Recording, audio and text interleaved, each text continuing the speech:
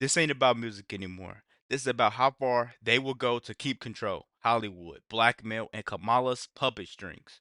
Yeah, it's all connected. You guys gotta check this video out. Our initial snap reflex reaction to the feds raiding Diddy's mansions in LA and Miami was this is a cleanup operation.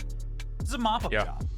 They're covering their tracks. Diddy's going to be the fall guy for a much larger system of influence through music, celebrity, and Hollywood culture to rig and influence.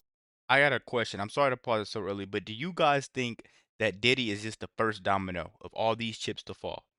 Honestly, because if they're coming in there and they're finger swapping and they're digging so deep and they're bringing a lot of people on board on this, what do you guys think is happening right now? That's all I want to know before we continue the video. Our elections. Diddy was the pilot program for how Democrats rigged elections. Hmm. Listen to what Diddy had to say in 2020 about President Trump. White men like Trump need to be banished. That way of thinking is real dangerous.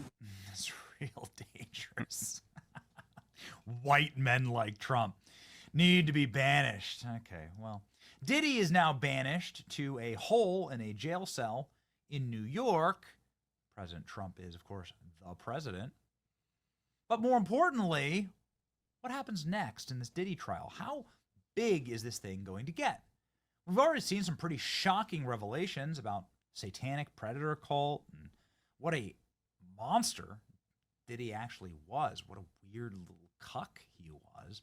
Everybody seems to be turning on him, and more celebrities are being dragged in. Every one of these Hollywood types, they were all at his parties. There were videotapes of all of them. That's why the feds swooped in to steal the blackmail material. They knew things were going to get out of control. They didn't want the operation going sideways like with Epstein. Now, let's take on this question of influence and how the Democrat Party muscles influence through blackmail. First off, we know that the Democrat Party pays for influence.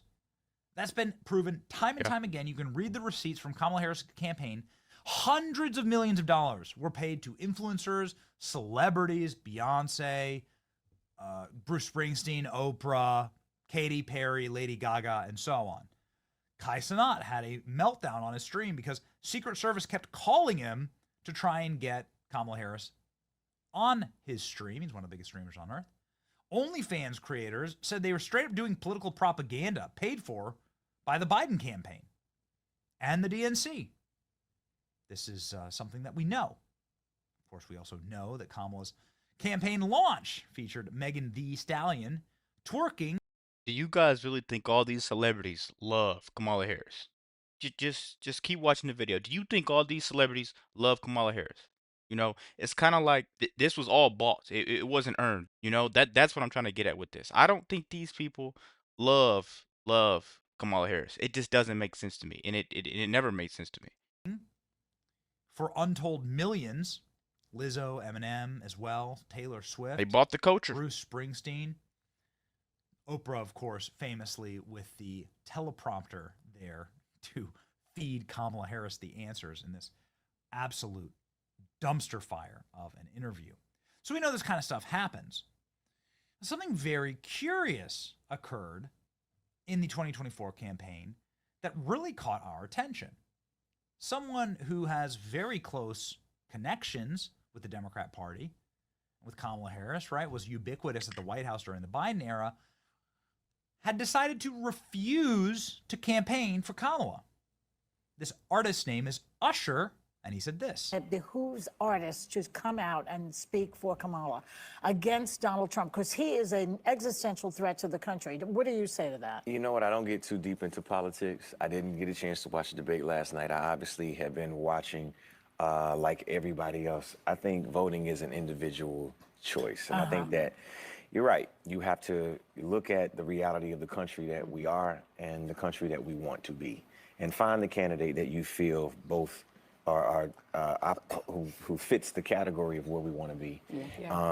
And that's it. And that's what you vote based off of, who you highlight and how you choose to highlight it on whatever platform you have is your prerogative. Yes. Yeah. Beautiful. Yeah, that's the way. But really, you know. Sounds So good, he right? says, I'm not going to endorse. I'm not going to campaign for Kamala. It's up to you, the American people. This is a perfect answer. I was shocked when I first heard it.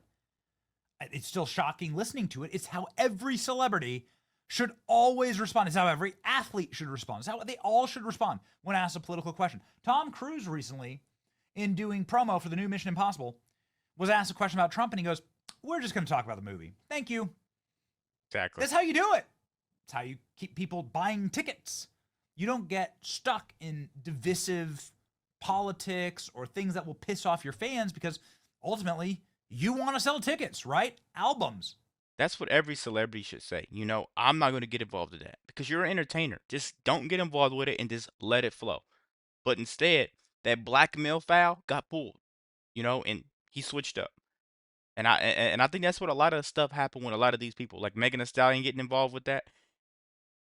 That's a whole nother video for another day. But there's some stuff behind her too. But I think that blackmail file got pulled, and he just switched up. Movie theaters, concert halls. But boy, did that change quickly. And now we know why.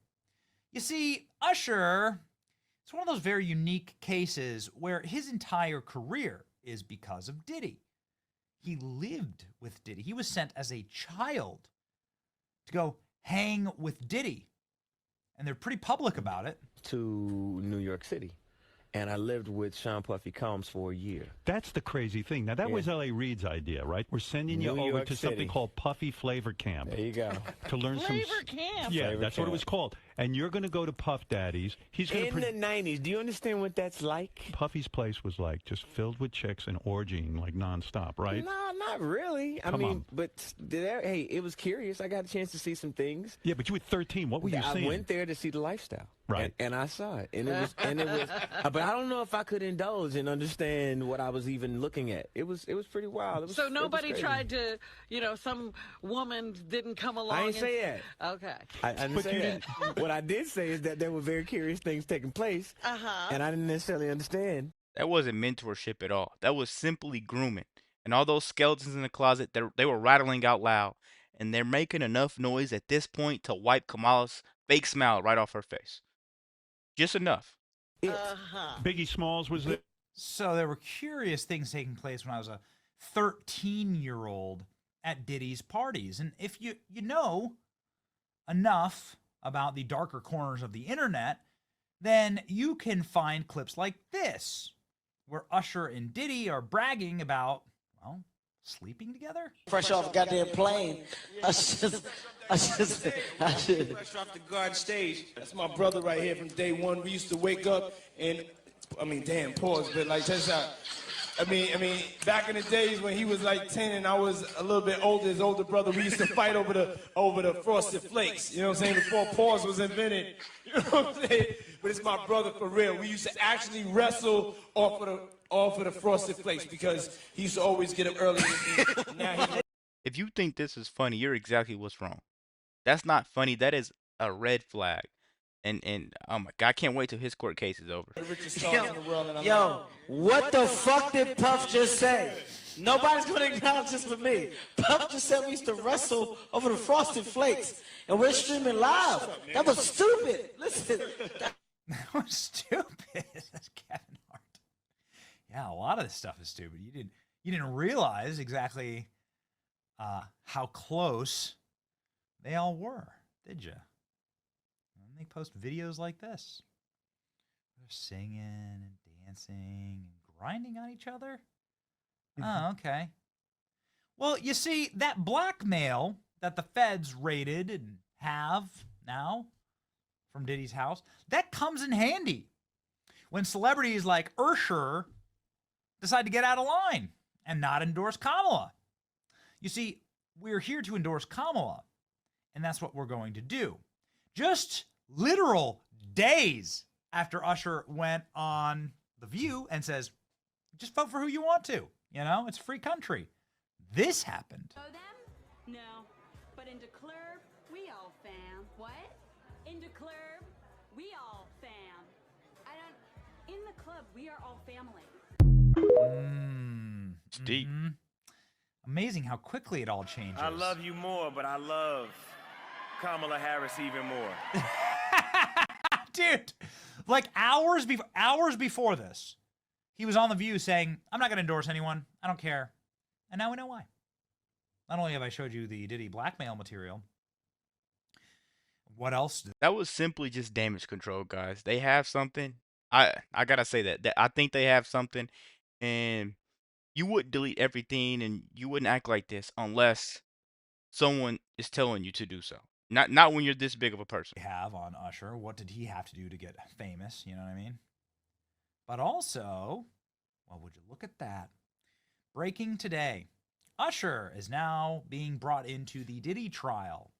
And Neo, music executives, are there at a restaurant where Sean Diddy Combs punched his girlfriend in the stomach. Oh my.